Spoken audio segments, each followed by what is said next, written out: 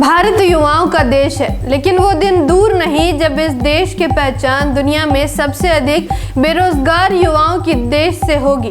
क्योंकि भारत की वर्तमान स्थिति भविष्य में कुछ ऐसा ही दृश्य दिखाने वाली है। भारत में बेरोजगारों की संख्या करोड़ों में है और ये आंकड़े लगातार बढ़ते ही जा रहे हैं। अंतर्राष्ट्रीय श्रम संगठन के अनुसार साल 2022 तक एक बार फिर युवाओं के लिए बुरा साबित हो सकता है और इस साल 5.2 करोड़ नौकरियां कम होगी। मैं आकृति कुमारी MBN न्यूज नेटवर्क में आपका स्वागत करती हूं। वर्तमान में जारी हो रही लगभग हर रिपोर्ट भारत की वास्तविक स्थिति को दर्शाती रही, जो बिल्कुल सही नहीं है। चाहे वो ग्लोबल हंगर इंडेक्स द्वारा जारी रिपोर्ट हो या फिर centre for monitoring Indian economy की बीते दिनों जारी रिपोर्ट। कोरोना महामारी की वजह से बेरोजगारी की समस्या और गंभीर हो चुकी है। हाल ही में जारी एक रिपोर्ट के अनुसार देश में बेरोजगारों की संख्या 5 करोड़ से ज्यादा हो गई है। इनमें महिलाओं की संख्या भी काफी ज्यादा है। Centre for monitoring Indian economy CMIE के रिपोर्ट के अनुसार दिसंबर 2021 तक भारत में बेरोजगार लोगों की संख्या 5.3 करोड़ रही। इनमें महिलाओं की संख्या 1.7 करोड़ है। घर बैठे लोगों में उनकी संख्या अधिक है जो लगातार काम खोजने का प्रयास कर रहे हैं।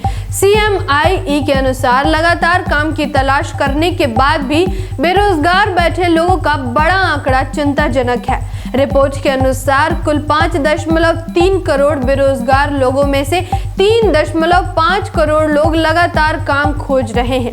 इनमें करीब 80 लाख महिलाएं शामिल हैं। बाकी के 1.7 करोड़ बेरोजगार काम करना तो चाहते हैं, पर वह एक्टिव होकर काम की तलाश नहीं कर रहे हैं।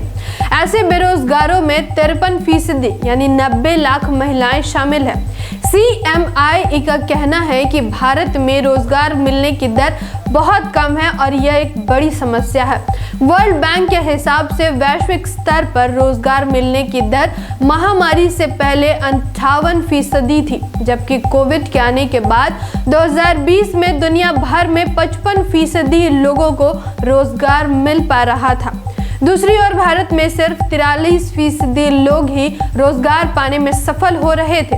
CMIE के हिसाब से भारत में रोजगार मिलने की दर और कम है। इसका मानना है कि भारत में सिर्फ 38% लोगों को ही रोजगार मिल पा रहा है। रिपोर्ट के अनुसार भारत को एक समृद्ध अर्थव्यवस्था बनने के लिए करीब 7% आबादी को रोजगार मुहैया कराना होगा। ग्लोबल स्टैंडर्ड्स अचीव करने के लिए देश में अभी 18.75 करोड़ लोग को रोजगार मुहैया कराने की जरूरत है। इसके साथ ही वर्कफोर्स में महिलाओं की भागीदारी बढ़ाने के उपाय करने की जरूरत है। CMIE का कहना है कि भारत में महिलाओं के लिए रोजगार के बहुत कम अवसर उपलब्ध हैं। इसके अलावा महिलाओं के काम करने की राह में सोशल सपोर्ट की कमी एक बड़ी बाधा है।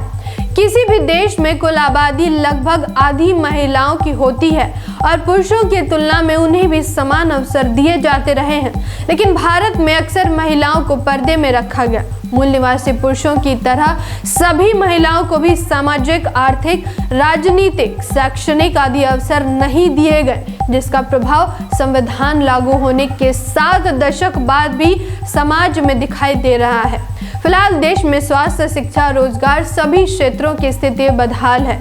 हमारे जनप्रतिनिधि चुनाव को देखते हुए बड़े बड़े वादे कर निकल जाते हैं और युवाओं समेत संपूर्ण जनता हाथों में संविधान लिए अपने हक और अधिकार मांगने के लिए हाहाकार करने पर मजबूर होती है।